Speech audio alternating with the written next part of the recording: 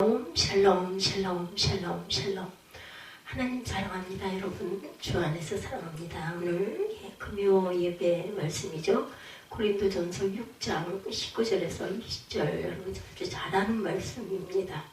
너희 몸은 너희가 하나님께로부터 받은 바 너희 가운데 계신 성령의 전인 줄 알지 못하느냐. 너희는 너희 자신의 것이 아니라 값으로 산 것이 되었으니 그런즉 너희 몸으로 하나님께 영광을 돌리라. 아멘. 이 말씀과 함께 은혜를 나누도록 하겠습니다. 고린도전서 6장은 1절에서 20절까지 전체 중에서 19절, 20절 2절 중심으로 함께 은혜를 나눕니다. 먼저 주석 전체를 한번 돌아보죠. 바울은 성도 간에 불의한 일로 세상 법정에 송사한 일로 인하여 고린도 교회 성도들을 책망하면서 성도가 세상의 판단을 받은 것이 옳지 않음을 강조합니다. 또한 성도가 그리스도 안에서 구원받아 거룩함을 입은 존재로 음행을 행하는 것이 합당치 않음을 밝히면서 몸으로 하나님께 영광 돌릴 것을 명하죠. 형제를 송사한 고린도 교회의 불의한 자들 앞에서 행한 송사입니다. 6장 1절부터 보면 너희 중에 누가 다른 이와 더불어 다툼이 있는데 구태여 불의한 자들 앞에서 고발하고 성도 앞에서 하지 아니하느냐. 성도가 세상을 판단할 것을 너희가 알지 못하느냐. 세상도 너에게 판단을 받겠거든 지극히 작은 일 판단하기를 감당하지 못하겠느냐. 우리가 천사를 판단할 것을 너희가 알지 못하느냐. 그러하거든 하물며 세상 일이라. 그런즉 너희가 세상 사건이 있을 때 교회에서 경히 여김을 받는 자들을 세우느냐. 그렇지 않죠. 그런즉 너희가 세상 사건이 있을 때 교회에서 경히 여김을 받는 자들을 세우느냐. 내가 너희를 부끄럽게 하려 이 말을 하노니 너희 가운데 그 형제 간의 일을 판단할 만한 지혜 있는 자가 이같이 하나도 없느냐. 형제가 형제와 더불어 고발할 뿐더러 믿지 아니하는 자들 앞에서 하느냐. 너희가 피차 고발함으로 너희 가운데 이미 뚜렷한 허물이 있나니 차라리 불의를 당하는 것이 낫지 아니하며 차라리 속는 것이 낫지 아니하냐. 10절까지 내용입니다. 이렇게 불의한 자들 앞에서 행한 송사가 뭐 그렇게 좋으냐 하고 책망합니다. 바울은 고린도에서 세상 법정에 송사한 일을 책망하고 있죠. 그들은 교회 안에서 일어난 일을 교회 안에서 해결하지 못하고 세상 법정에 가지고 판단을 구함으로 하나님의 영광을 가리는 범죄를 저지르고 맙니다. 바울은 세상의 성도에게 판단을 받아야 하는데 오히려 성도가 세상의 판단을 구하는 것이 합당치 않음을 밝힘으로써 그들의 행위가 부당함을 강조합니다. 바울은 성도들이 장차 천사를 판단할 권세를 지닌 자들인데 교회의 작은 일 하나 해결하지 못하고 세상의 법정에 가지고 간 것은 성도의 수치다, 부끄러운 일이다 강조합니다. 그리스도와 함께 심판자가 될 성도예요. 그렇죠. 19, 20절에 보면 너희가 하나님께로 받은 바 너희 가운데 계신 성령의 전이 우리 몸이라고 말씀하시죠. 너희는 너희 자신의 것이 아니라 값으로 산 것이 되었느니 그런즉 너희 몸으로 하나님께 영광을 돌리라. 무슨 값으로 샀어요? 피값으로. 예수님의 돌아가심으로 생명을 우리에게 불어넣어 주셔서 죽지 않고 영원한 영생의 생명을 받게 됐죠. 그렇기 때문에 예수님의 생명으로 우리를 구원하신 거예요. 그래서 부활의 영광을 맛보게 해주셨습니다. 그리스도 함께 심판자가 될 성도예요. 10장 28절에 마태복음 보면 예수께서 이르시되 내가 진실로 너희에게 이르노니 세상이 새롭게 되어 인자가 자기 영광의 보좌에 앉을 때 나를 따르는 너희도 12보좌에 앉아 이스라엘 12지파를 심판하리라. 천사들도 심판을 받습니다. 베드로후서 2장 4절에 하나님이 범죄한 천사들을 용서하지 아니하시고 지옥에 던져 어두운 구덩이에도 심판 때까지 지키게 하셨더라. 이렇게 말씀하고 있어요. 형제를 송사하는 것은 잘못된 것이다. 바울은 성도가 형제를 송사하는 것 자체가 잘못된 것인데 하물며 믿지 아니하는 자들 앞에서 송사하는 것이 잘못되었음을 강조하고 있죠. 4절에 보면 그런즉 너희가 세상 사건이 있을 때 교회에서 경히 여김을 받는 자들을 세우느냐. 내가 너희를 부끄럽게 하려 이 말을 하노니 너희 가운데 그 형제 간의 일을 판단할 만한 지혜 있는 자가 이같이 하나도 없느냐. 형제가 형제와 더불어 고발할 뿐더러 믿지 아니하는 자들 앞에서 하느냐. 너희가 피차고 바람으로 너희 가운데 이미 뚜렷한 허물이 있나니 차라리 불의를 당하는 것이 낫지 아니하며 차라리 속는 것이 낫지 아니하느냐. 8절부터 보면 너희는 불의를 행하고 속이는구나. 그는 너희 형제로다. 불의한 자가 하나님의 나라를 유혹으로 받지 못할 줄을 알지 못하느냐. 미혹을 받지 말라. 음행하는 자나 우상숭배하는 자나 간음하는 자나 탐색하는 자나 남색하는 자나 도적이나 탐욕을 부리는 자나 술 취하는 자나 모욕하는 자나 속여 빼앗는 자들은 하나님의 나라를 유혹으로 받지 못하리라. 너희 중에 이와 같은 자들이 있더니 주 예수 그리스도의 이름을 우리 하나님의 성령 안에서 씻음과 거룩함과 의롭다 하심을 받았느니라. 그래서 하나님의 성전을 더럽히지 말라. 이렇게 이제 그 다음 절 12절부터 나오죠. 예. 형제를 송사하는 것은 아주 잘못된 거다. 바울은 성도가 형제를 송사하는 것 자체가 잘못된 것인데 하물며 믿지 않는 자들 앞에서 송사하는 것은 더더군다나 그렇게 해서는 안 된다는 거죠. 성도들은 차라리 자신이 속는 한이 있더라도 세상의 법정에 서로를 송사하는 일은 없어야 된다.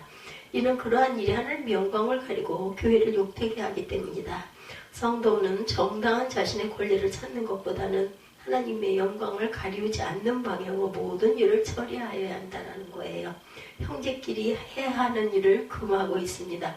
사도행전 7장 26절에 이튿날 이스라엘 사람끼리 싸울 때 모세가 와서 화해시키려 하여 이르되 너희는 형제인데 어찌 서로 해치느냐 하니 이렇게 증거합니다.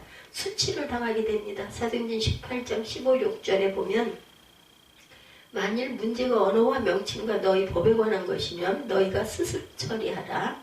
나는 이러한 일이 재판장 되기를 원하지 아니하리라 하고 그들을 법정에서 쫓아내니 모든 사람이 당장 소스데나를 잡아 법정 앞에서 패리되 갈리오가 이 일을 상관하지 아니하니라.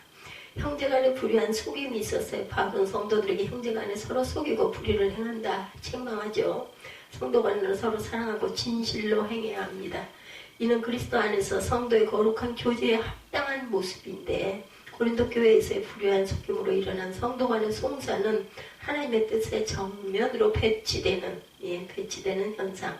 우상 숭배를 했어요. 고린도전서 5장 11절의 앞장에 보면 이제 내가 너에게 쓴 것을 만일 어떤 형제라 일컫는 자가 음행하거나 탐욕을 부리거나 우상 숭배를 하거나 모욕하거나 술 취하거나 속여 빼앗거든 사귀지도 말고 그런 자는 함께 먹지도 말라. 시기와 분쟁하는 자들이죠. 고린도전서 3장 3절에 너희는 아직도 육신에 속한 자로다. 너희 가운데 시기와 분쟁이 있으니 어찌 육신에 속하여 사람을 따라 행함이 아니리요 말하고 있습니다. 사람을 따라서 행하고 있다.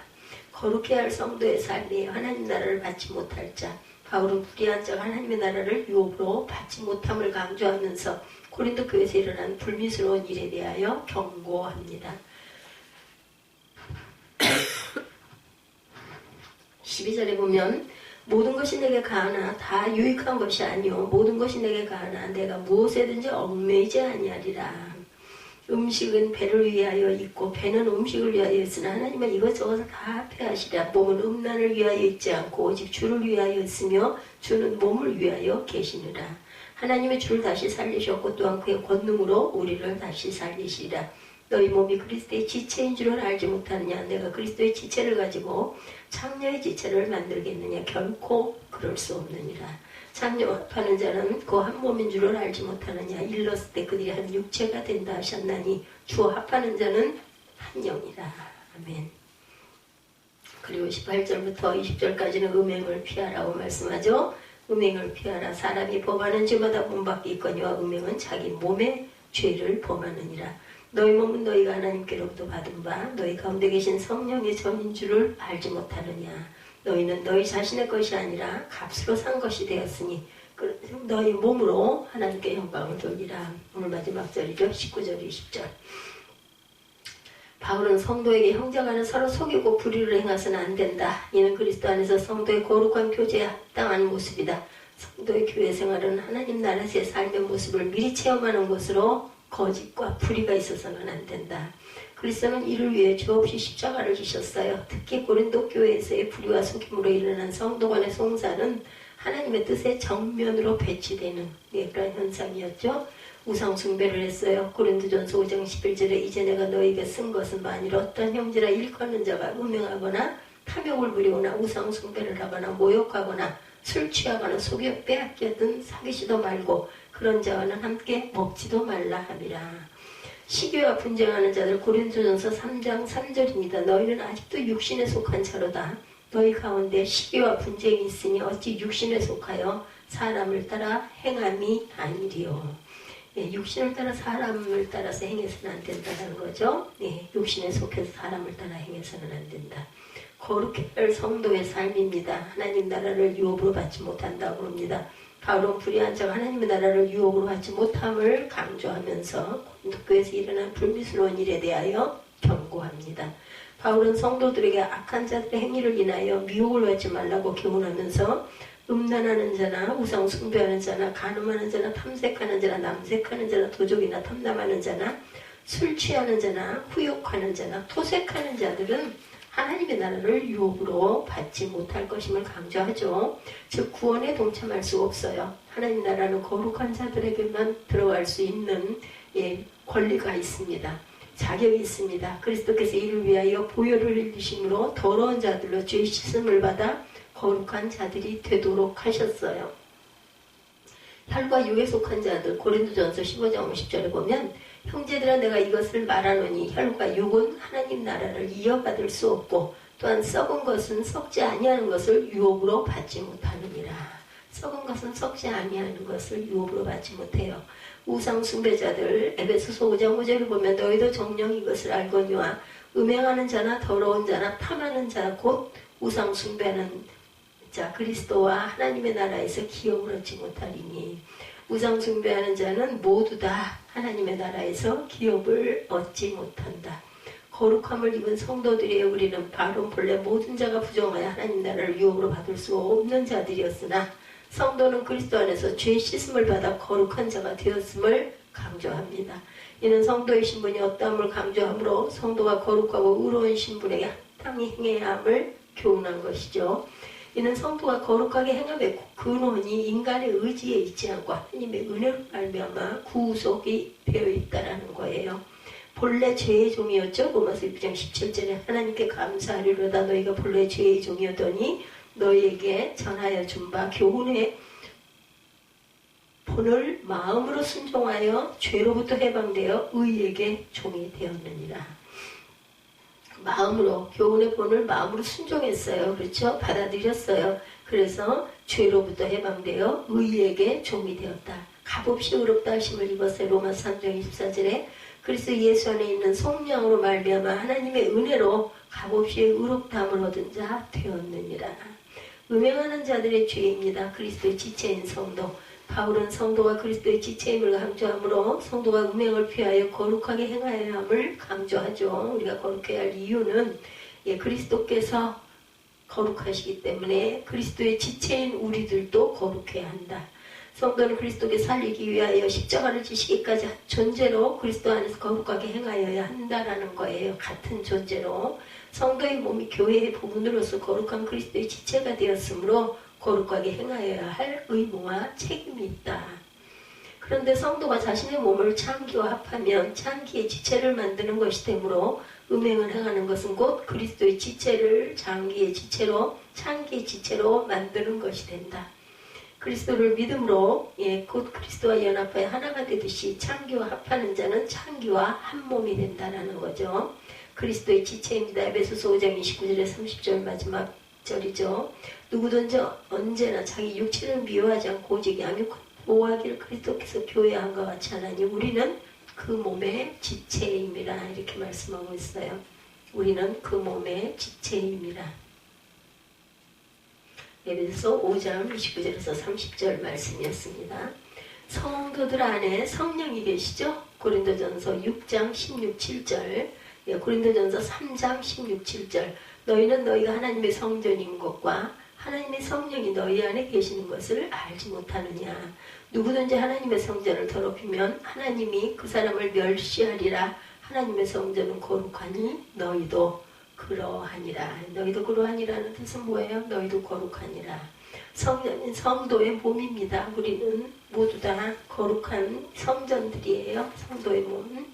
바울은 그리스도 안에서 구원받은 성도의 몸이 성령이 거하시는 전인 성전임을 강조합니다. 성도의 몸은 자신의 소유가 아니라 하나님의 소유로 하는 거예요. 네, 성도의 몸, 우리의 모든 몸은 내게 아니라 하나님의 소유로 하는 것. 성도의 몸이 하나님의 소유임을 하나님께서 그리스도의 피값으로 죄인의 몸을 구속하셨기 때문이죠. 죄의 노예가 되어 죽음을 기다리던 죄인을 하나님께서 그리스도의 생명을 주시고 사서 자신의 아들로 삼으셨으므로 성도의 몸은 그리스도의 소유가 되는 것이다. 이는 성도가 하나님의 소유 존재로서 하나님의 뜻을 쫓아 거룩하게 살아야 하는 근거가 된다.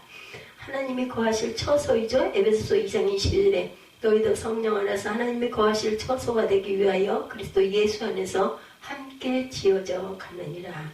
그리스도의 피로 사신 몸입니다. 사도행전 20장 28절에 여러분은 자기를 위하여 또는 온 양떼를 위하여 삼가라. 성령이 그들 가운데 여러분을 감독자로 삼고 하나님이 자기 피로 사신 교회를 보살피게 하셨느니라. 피로 사신 교회를 보살피게 하셨다고 그래요. 그렇죠? 온 양떼를 위하여 삼가라. 성령이 그들 가운데 여러분을 감독자로 삼았다. 하나님께 영광을 돌릴 몸이에요. 저와 여러분들은. 바울은 성도에게 몸으로 하나님께 영광을 돌리라고 명하죠. 이는 하나님께서 구원을 이루신 목적을 이루라는 말씀입니다. 하나님께서 죄인을 피로 사신 목적은 죄인으로 하나님께 영광을 돌리게 하려 하심이었다. 죄인의 몸으로는 하나님을 기쁘시게 할 수 없으므로 거룩한 존재로 변화시켜서 하나님께 영광을 돌릴 수 있는 능력을 부여하신 것입니다. 그러므로 성도는 자신의 몸으로 불의의 병기를 삼지 말고 오직 의의 병기로 삼아 하나님의 영광을 온전히 드러내야 하는 것이다. 몸으로 그리스도를 존귀케 해야 된다. 빌립보서 2장 20절입니다. 나의 간절한 기도와 소망을 따라 아무 일에든지 부끄러워하지 아니하고 지금도 전과 같이 온전히 담대하여 살든지 죽든지 내 몸에서 그리스도와 존귀하게 되려 하려 하나니 이는 내게 사는 것이 그리스도나 죽는 것도 유익함이라. 이는 내게 사는 것이 그리스도니 그리스도가 내 안에 계시니 죽는 것도 유익함이라. 정욕을 피하여야 합니다. 디모데 후서 2장 22절이죠. 또한 너는 청년의 정욕을 피하고 주를 깨끗한 마음으로 부르는 자들과 함께 의와 믿음과 사랑과 화평을 따르라. 의와 믿음과 사랑과 화평을 따르라. 아멘. 그리스도의 구속으로 거룩한 존재가 된 성도는 자기 몸이 거룩한 성전임을 기억하여 항상 하나님의 거룩하심을 쫓아 행해야 한다. 성전된 몸으로 음행을 행하여 범죄하는 것이 다른 모든 죄보다 더한 것은 다른 죄는 몸 밖에 있으나 음행은 몸 안에 있기 때문이다. 이게 무슨 말이라고요? 더 빨리, 더 높이, 더 힘차게. 올림픽 구호죠. 본래 라틴어로 키티스, 알티우스, 포티우스, 이게 발음이 맞나 모르겠네요. 네. 알티우스, 시티우스, 알티우스, 포티우스. 그런데 이 구호를 우리 인생에 그대로 대입한다면 어떻게 될까? 문제가 있다고 생각하죠. 사람들이 경쟁하며 열심히 살아가는 것 자체를 무조건 나쁘다고 말할 수는 없어요. 하지만 한 가지 짚고 넘어갈 게 있죠. 방향이 중요합니다. 방향. 괴테가 이런 말을 남겼어요. 인생은 속도가 아니라 방향이다. Life is not speed but direction. direction 맞죠? 인생의 목적의식이 있어야 한다는 얘기입니다. 맹목적으로 세상의 풍조를 따라 더 빨리 더 높이 더 많이 가지려고 동분서주하다 보니 자칫 인생의 방향을 잃고 낭패를 당할 수가 있다. 마치 스프링복과 같습니다. 남아프리카에 서식하는 짐승인데 천천히 행렬을 지어서 풀을 뜯어먹으며 지냅니다. 그러다가 한 녀석이 앞서가면서 풀을 다 뜯어먹으면 뒤에 가던 녀석들이 약이 오르죠. 앞자리를 서로 찾으려고 밀치며 다툽니다. 나중에는 방향도 목적지도 모르고 필사적으로 달립니다. 사막을 가로질러 바닷가에 이르게 되는데 미처 멈추지 못하고 바닷물로 뛰어들어요. 그래서 수많은 그 사체들이 바다에 떠있는 광경이 종종 발견되곤 한다고 그래요. 어쩌면 세상 사람들이 이런 식으로 살아가고 있는 것은 아닌가. 그럼에도 많은 사람이 오늘도 마냥 그렇게 살아가고 있다는 거죠. 이런 세상 가운데 과연 우리 그리스도인들은 어떻게 살아가야 할 것인가? 하나님의 목적에 방향을 맞추고 살아가야 후회하지 않습니다. 성경은 세상 사람들이 살아가는 방식을 경계하죠. 야고보서 4장 1, 2절에 너희 중에 싸움이 어디로부터 다툼이 어디로부터 나느냐? 너희 지체 중에서 싸우는 정욕으로부터 나는 것이 아니냐? 너희는 육신을 내어도 얻지 못하여 욕심을 내어도 얻지 못하여 살인하며 시기하여도 능히 취하지 못하므로 다투고 싸우는도다. 취하고 싶어서 욕심을 내도 얻지도 못하고 살인하고 시기하여도 취하지 못해서 다투고 싸운다. 세상의 이익만을 위해 살면 아무리 열심히 살아도 다툼이 일어나고 결국은 헛수고가 된다는 것. 솔로몬은 그런 방식으로 사는 삶이 얼마나 어리석은 것인지를 증거합니다. 전도서 2장 11절이죠. 그 후에 내가 생각해 본즉 내 손으로 한 모든 일과 내가 수고한 모든 것이 다 헛되어 바람을 잡는 것이며 해 아래 무익한 것이로다. 아멘. 그렇다면 하나님을 경외하는 저와 여러분의 인생을 어떤 자세로 살아가야 할까요? 하나님 보증하는 방향, 즉 인생의 바른 목적을 위해서 살아야 하는데 이를 한마디로 표현하면 라틴어로 솔라 데오 글로리아입니다. 거룩하게. 그렇죠? 오직 하나님께 영광을 돌리는 거룩한 자들이 되라. 이런 목적에 초점을 맞춘 인생은 반드시 승리한다. 하나님이 보증해 주세요. 이런 말씀을 들을 때 어떤 생각이 드세요? 초신자 시절 설교 시간에 이런 말씀 들을 때마다 은근히 마음으로 반발을 했던 분들도 계실 거예요.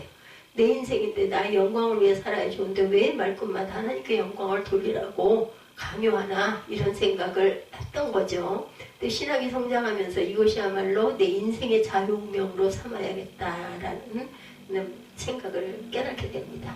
하나님이 살아계신 전능자여 나를 구원하고 사랑하는 분일진데 하나님의 영광을 위해 살아가면 당연히 승리하는 인생을 살 수 있지. 그렇죠? 네, 맞다고 생각을 하죠.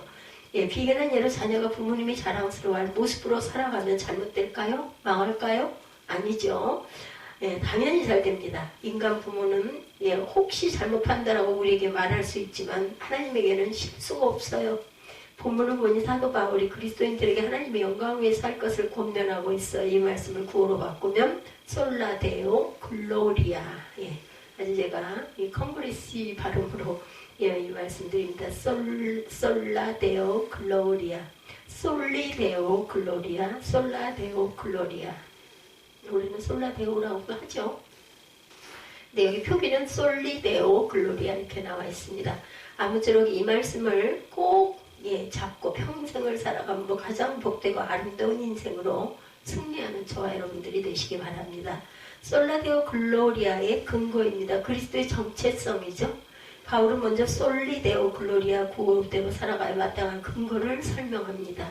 한마디로 말해서 그리스도인의 정체성이라는 거죠. 19절에 너희 몸은 너희가 하나님께로부터 받은 바 너희 가운데 계신 성령의 전인 줄을 알지 못하느냐. 너희는 너희 자신의 것이 아니라 You are not your own 이라고 나와 있어요. 네. You are not yours. 너는 내게 아니다. one 이렇게 나와 있죠.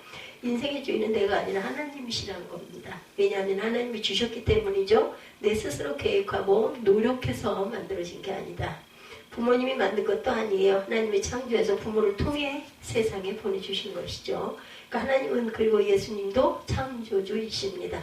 게다가 죄로 말미암아 영원히 멸망할 수밖에 없었던 나를 죄와 사망에서 구원해 주셨어요. 구원은 건져준다는 뜻인데 다른 말로 구속이라고도 하죠. 속박한다는 뜻의 구속이 아니라 값을 치르고 산다는 뜻의 구속 얘기입니다. 구속. 값을 치르고 산다. 20절 그 위에 보면 뭐라고 했어요? 고린도전서 6장 20절 앞에 한번 봅니다. 고린도전서 6장 20절 앞에 계신 성령의 전인 줄 알지 못하느냐. 너희는 너희 자신의 것이 아니라 이렇게 하고 있어요. 값으로 산 것이 되었다. 너희 자신의 것이 아니고 값으로 산 것이 되었으니 너희 몸으로 하나님께 영광을 돌려라. 여기서 사다, 바이라는 동사는 헬라어로 아고라조라고 합니다. 아고라조. 저 다 잊어버렸어요. 명사 아고라에서 유래했어요. 역사적 배경을 알아야 이해가 되죠. 고대 로마에는 노예제도가 있었는데 노예시장을 아고라라고 한다고 해요. 노예시장, 노예시장을 아고라라고 한다. 한번 다시 한번 기억합니다. 노예값을 치르고 사는 것을 의미하죠. 하나님의 죄와 사망의 노예 상태에 있던 우리를 예수님의 십자가 피로 아고라죠. 즉 샀다라는 뜻입니다. 그게 구속이에요. 우리를 구속하셔서 하나님의 소유된 백성이요 거룩한 자녀로 삼으셨죠. 그러므로 하나님 그리고 예수님은 우리의 구속주, 속죄주가 되십니다. 이렇게 우리를 구원하신 하나님은 성령을 보내셔서 그리스도 안에 거주하도록 하시죠. 이를 가리켜 성령의 내주라고 하죠. 예, 성령 내주. 예, indwelling of the Holy Spirit. 예, indwelling of the Holy Spirit. 예. 그러니까 그리스도의 몸은 성령이 거주하시는 템플 성전이라는 뜻입니다. Holy Spirit. 여러분 이게 바로 그리스도인의 정체성이에요. 하나님의 소유된 백성이요 자녀라는 것이죠. 이 정체성 속에는 두 가지 내용이 포함됩니다. 한편으로는 하나님의 절대 보호와 사랑을 받는 특권이 있어요.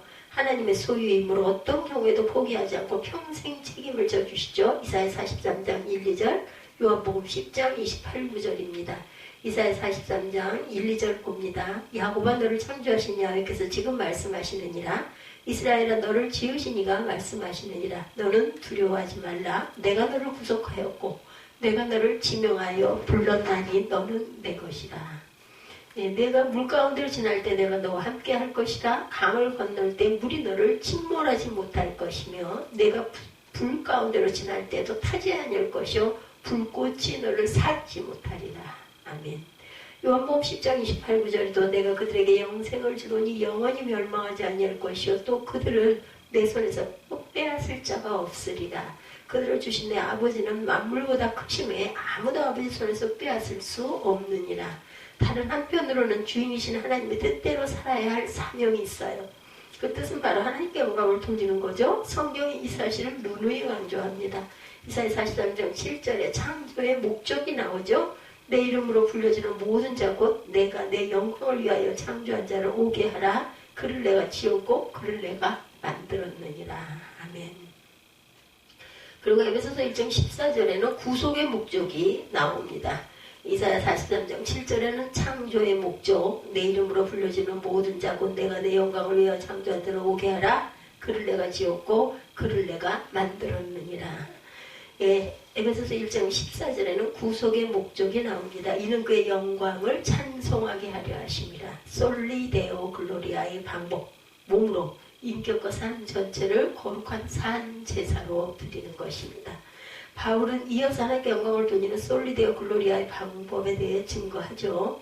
그런데 너희 몸으로 하나님께 영광을 돌려라. Therefore, glory God in your body and in your spirit 하고 말하고 있어요.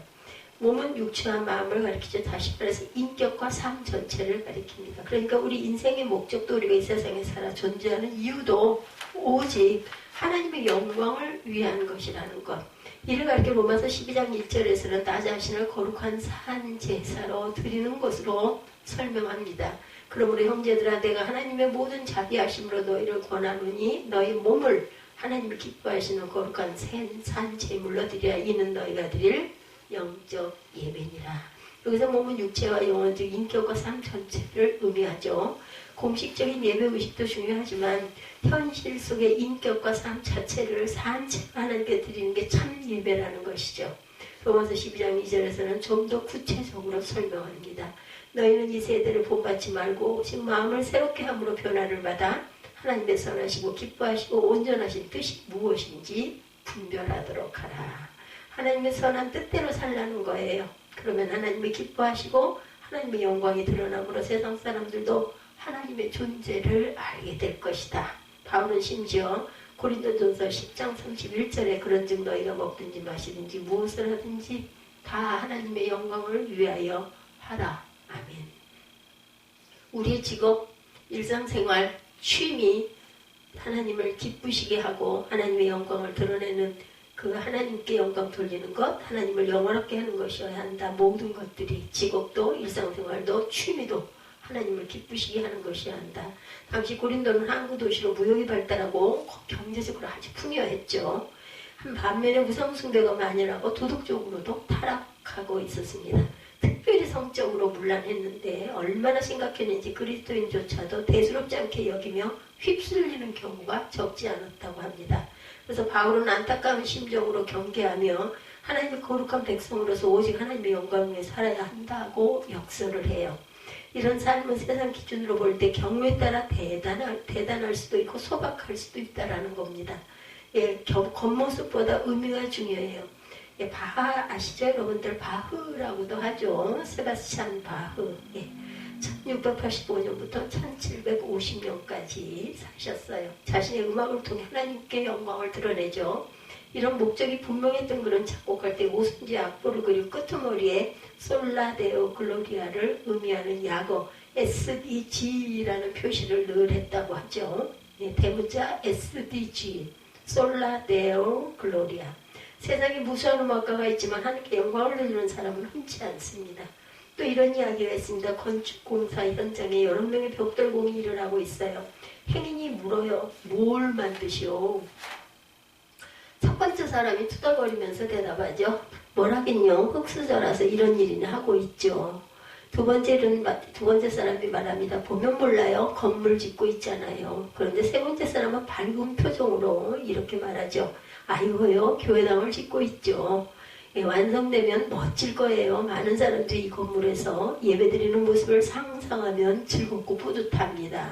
무슨 이야기예요? 일 자체보다 의미가 아주 중요하다는 것이죠. 내가 하는 일이 무엇이든 죄를 짓는 것만 아니면 하나님께 영광을 돌린다는 의미를 부여하고 살면 그것으로 충분히 훌륭하다. 얼마든지 가치 있고 보람 있는 일입니다. 잘 생각해 보세요. 이와 같이 하나님의 영광을 위해 확실하게 산다면 우리 인생이 어떻게 될까?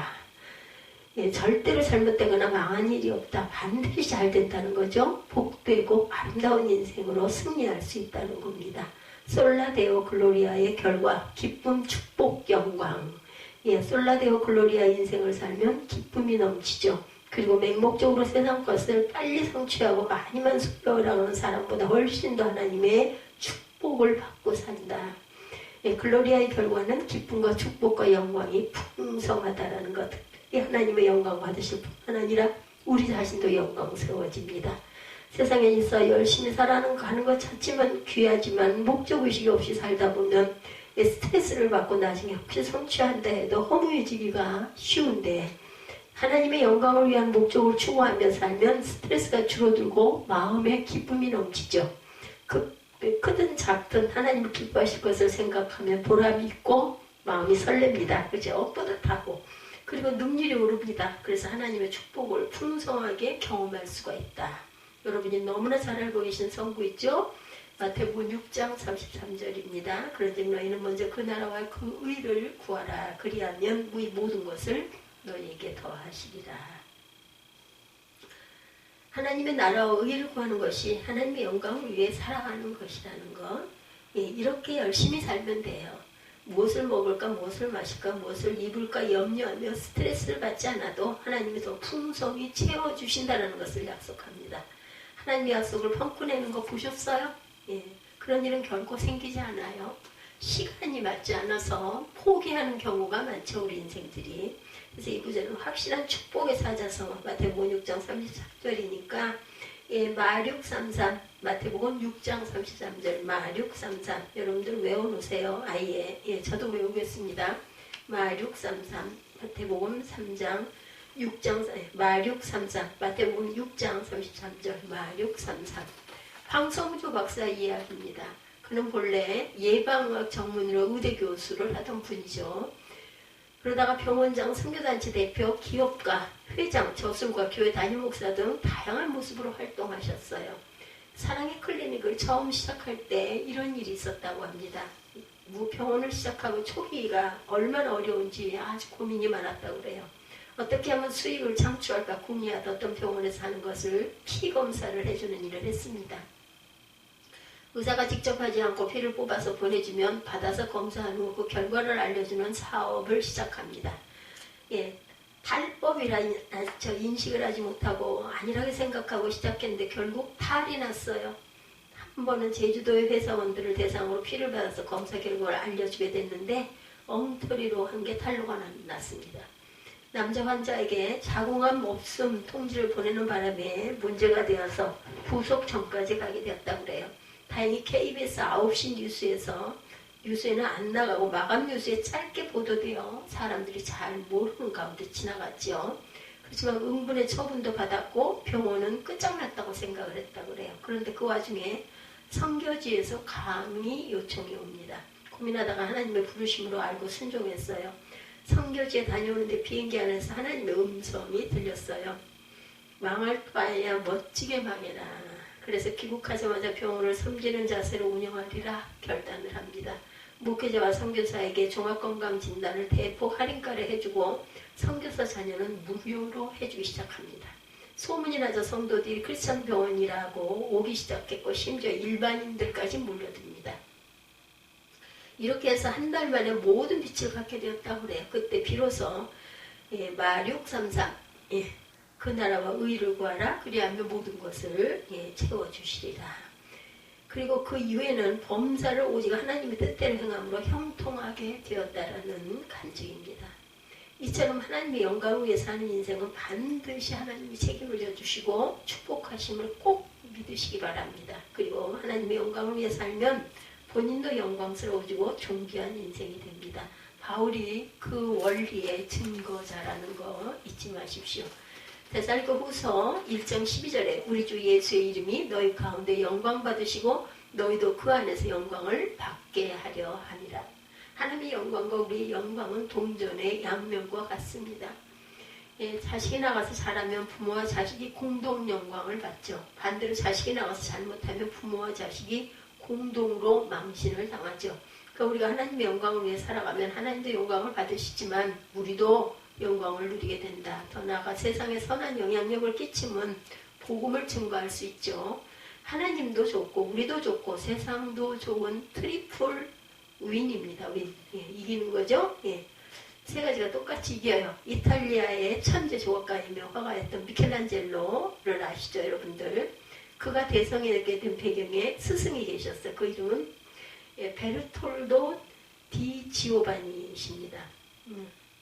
베르톨도 디 지오바니. 그는 조각가로 특히 메달 조각에 탁월한 재능을 가지셨어요. 하지만 두각을 나타내지는 못했습니다. 그럼에도 미켈란젤로에게는 큰 영향을 끼칩니다. 미켈란젤로의 14세였을 때 그의 학교에 문화생으로 들어갑니다. 그의 놀라운 재능을 발견한 베르톨도는 그와 이런 문답을 나눴다고 해요. 너는 위대한 조각가가 되기 위해서 무엇이 필요하다고 생각하니? 저의 재능과 기술을 더 닦아야 한다고 생각합니다. 그것만으로는 불충분하다. 재능과 기술을 과연 무엇을 위해 사용할 것인지 먼저 결정해야 된다. 그리고 미켈란젤로를 데리고 가서 두 개의 조각상을 구경시켜 줍니다.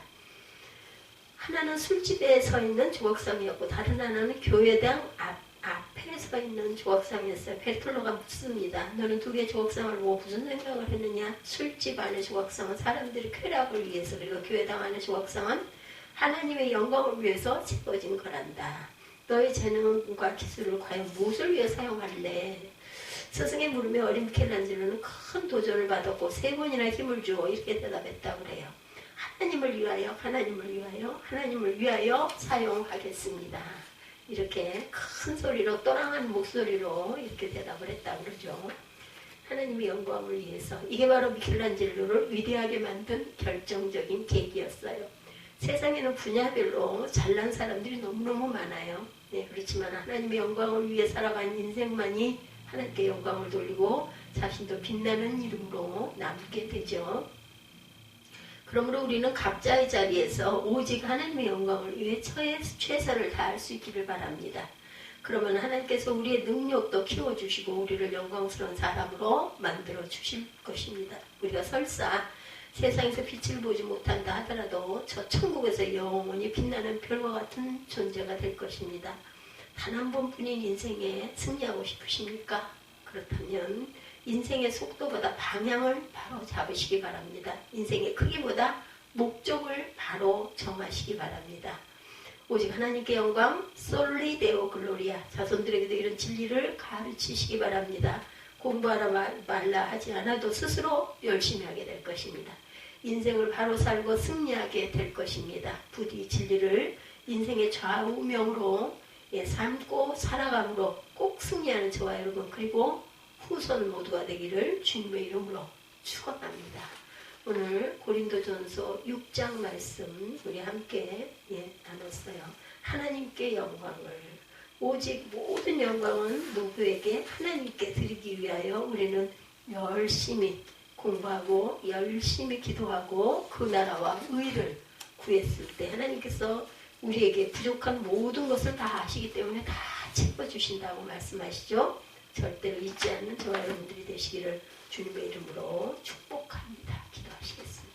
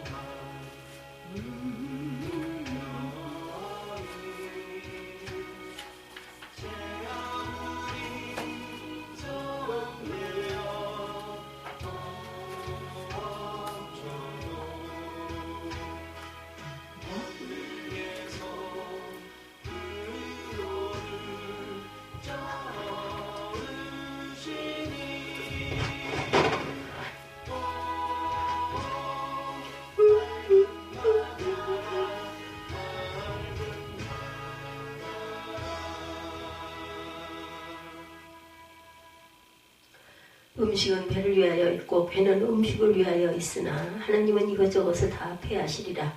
몸은 음란을 위하여 있지 않고 오직 주를 위하여 있으며 주는 몸을 위하여 계시느니라. 하나님이 주를 다시 살리셨고 또한 그의 권능으로 우리를 다시 살리시리라. 너희 몸이 그리스도의 지체인 줄 알지 못하느냐? 내가 그리스도의 지체를 가지고 장녀의 지체를 만들겠느냐? 결코 그럴 수 없느니라. 장녀와 합하는 자와 저는 그와 한 몸인 줄을 알지 못하느냐? 일렀을 때 둘이 한 육체가 된다 하셨나니 주와 합하는 자는 한 영이니라. 음행을 피하라. 사람이 범하는 죄마다 몸 밖에 있거니와 음행하는 자는 자기 몸의 죄를 범하느니라. 너희 몸은 너희가 하나님께로부터 받은 바 너희 가운데 계신 성령의 전인 줄을 알지 못하느냐? 너희는 너희 자신의 것이 아니라 값으로 산 것이 되었으니 그런즉 너희 몸으로 하나님께 영광을 돌리라. 아멘.